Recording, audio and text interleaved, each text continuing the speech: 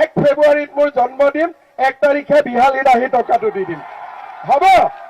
আমাৰ বাইদেউসকলে মাজে মাজে পীযুষ হাজৰিকা মিটিঙত গলে সুধি আছে যে সেলফ হেল্প গ্ৰুপৰ 10,000টো কেতিয়া পাম, সুধি আছে নে নাই আপোনালোকে?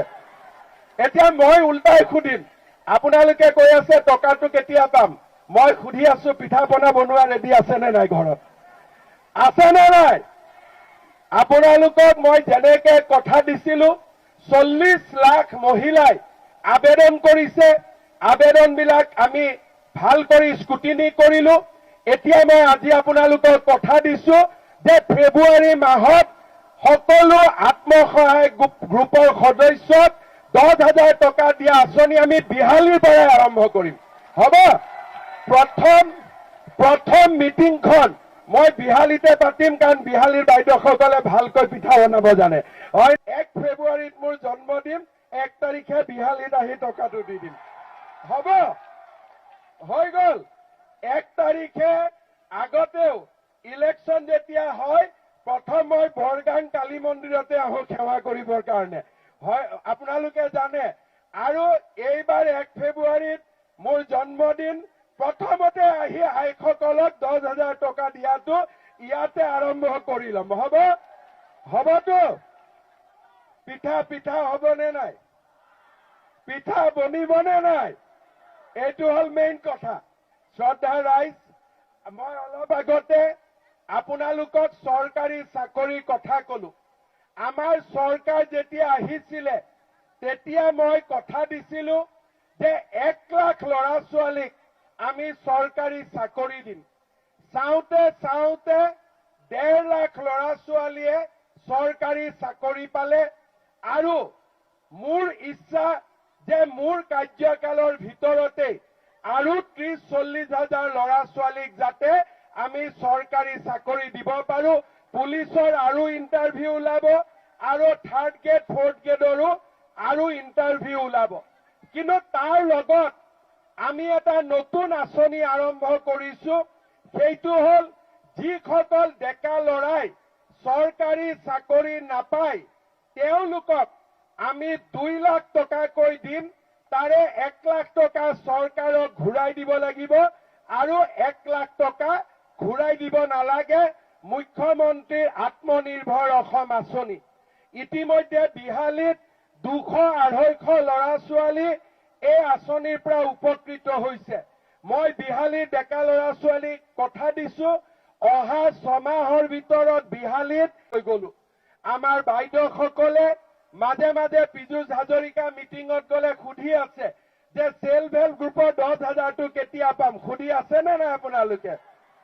এতিয়া মই উল্টাই সুধিম, আপোনালোকে কৈ আছে টকাটো কেতিয়া পাম, মই সুধি আছো পিঠা পনা বনোৱা ৰেডি আছে নে নাই ঘৰত? আছে নে নাই?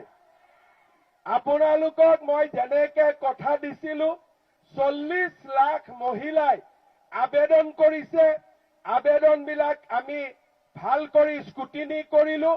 এতিয়া মই আজি আপোনালোকক কথা দিছো যে ফেব্ৰুৱাৰী মাহত সকলো আত্মসহায়ক গ্ৰুপৰ সদস্যক 10,000 টকা দিয়া আঁচনি আমি বিহালীৰ পৰাই আৰম্ভ কৰিম।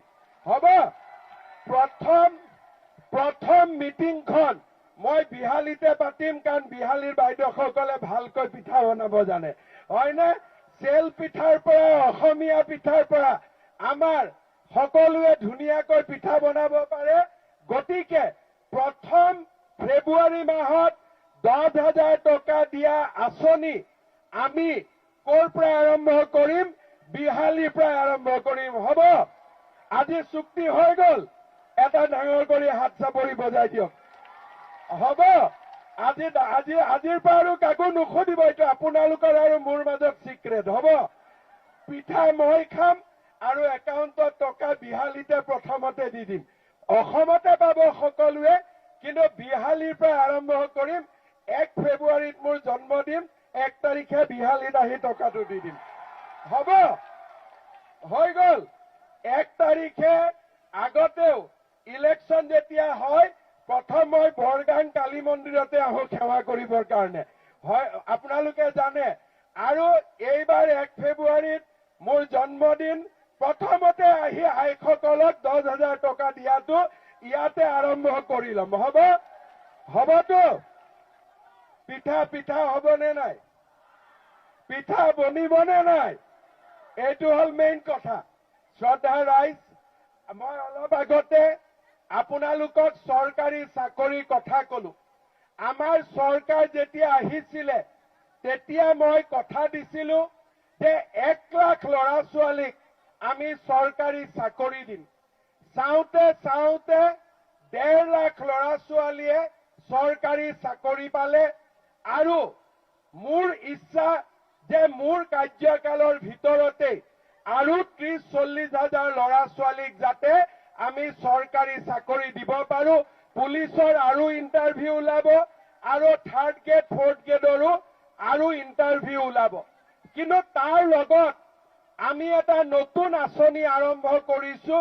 সেইটো হ'ল যিসকল ডেকা ল'ৰাই চৰকাৰী চাকৰি নাপায় তেওঁলোকক আমি 2 লাখ টকা